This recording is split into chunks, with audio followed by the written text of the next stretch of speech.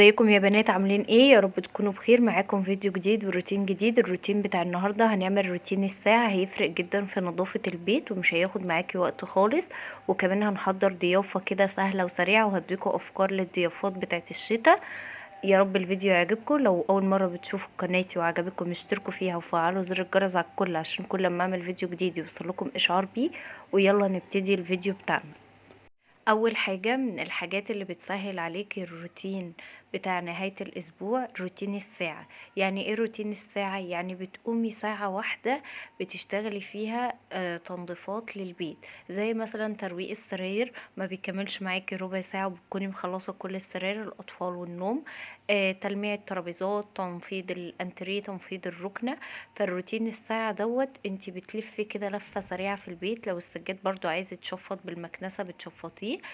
تعالوا نبتدي الروتين بتاعنا ونشوف انا عملت ايه. اول حاجة بتجيبي بوكس كده او اي علبة عندك تجمعي فيها كل المنظفات اللي انت ممكن تحتاجيها في التلميع، زي مثلا ملمع الازاز، ملمع الخشب، الفوطة اللي انت هتلمعي بيها، وكمان المساحة بتاعت الازاز. وتبتدي كده تاخدي لك جولة كده في البيت. اول حاجة انا دخلت كده على الريسبشن، لقيت الترابيزة طبعا عايزة تتلمع. ابتديت رشيت عليها الملمع بتاع الخشب. الملمع دوت بصوا بجد تحفة، بس ريحته زي ما بقول لكم على طول في الفيديوهات ريحته بتبقى ثابتة في المكان.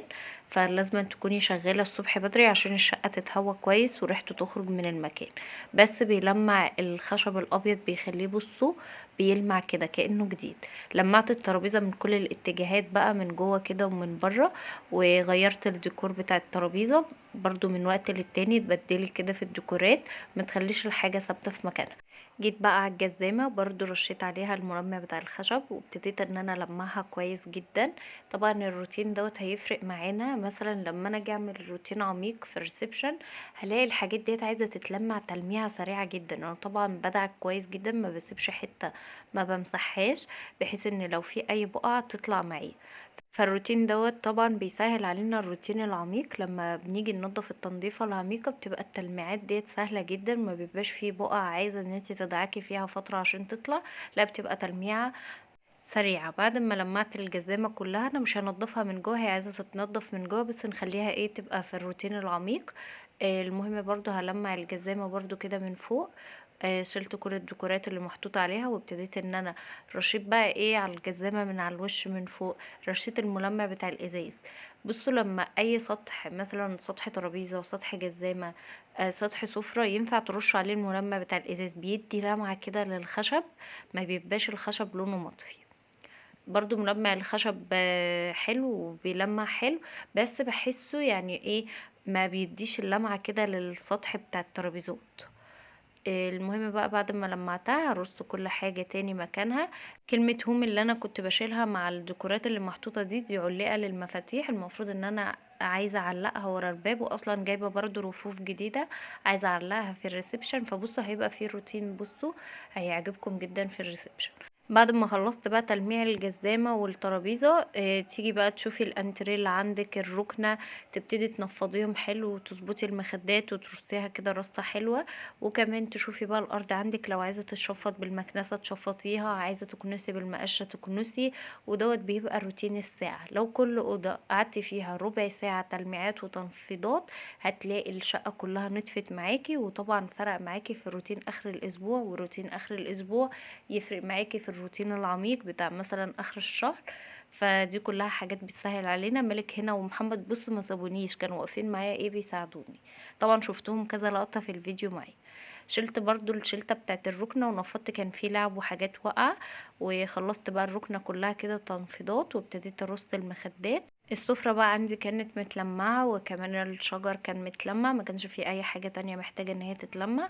بعد ما هويت المكان كويس ابتديت بقى عطرت المكان، ودوت المعطر اللي انا بستخدمه بيخلي ريحة المكان بصوا رهيبة. تعالوا بقى نروح للجزء التاني من الفيديو. ندى طبعا كانت عندي بقى وقالت لي ايه قومي اعملي لنا بيتزا وحضري لنا بقى كده سهرة حلوة. المهم عملت الزلابية، هقول لكم طريقتي في الزلابية. شايفين شكلها بصوا رهيب وطعمها تحفة.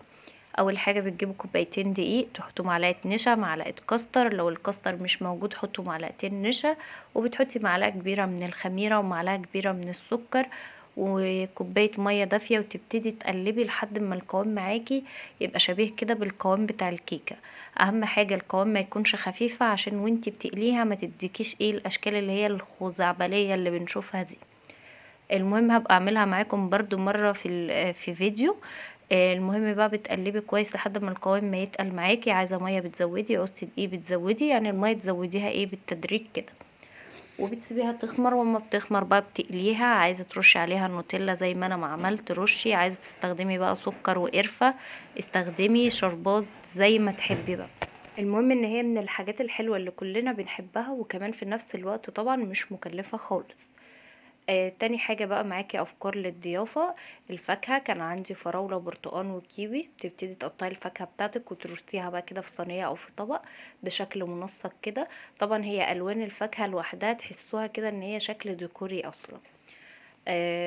بعد ما قطعت بقى الفواكه كده، طبعا بتحطي سلكات من اللي هي بتاعت السنان عشان تاكلي بيها الفاكهه، بتحطيها كده في جنب في الطبق.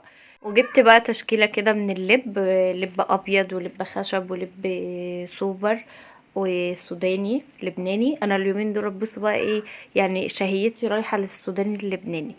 المهم اللي مش عارف السوداني اللبناني اللي هو السوداني اللي بيبقى عليه الغلافه البرتقاني ده، اللي بيبقى لونه برتقاني في المقلب.